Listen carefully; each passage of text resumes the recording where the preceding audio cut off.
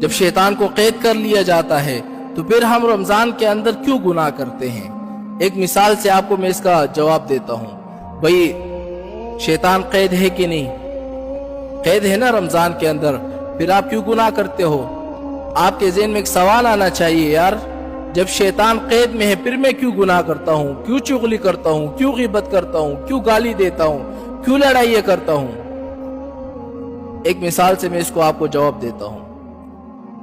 ایک گدھا ہو، گدھا، اس کو آپ 11 مہینے تک ایک راستے پر لے کے جاؤ، ایک راستے پر، اور واپس لے کر آؤ، 11 مہینے تک وہ گدھا اسی راستے کو پہچان لے گا کہ نہیں پہچانے گا؟ پہچانے گا نا کہ مجھے اسی راستے سے لے کے جانا ہوتا ہے۔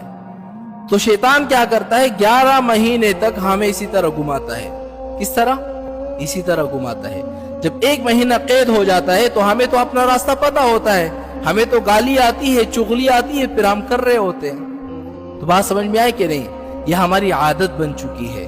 اگرچہ شیطان قید کے اندر موجود ہے لیکن ہماری زبانیں جو ہے کنٹرول میں نہیں ہے، ہم اس طریقے پر چل رہے ہیں جو شیطان نے ہمیں بھی بتایا ہے، 11 مہینے تک ہمیں لے کر چلا ہے۔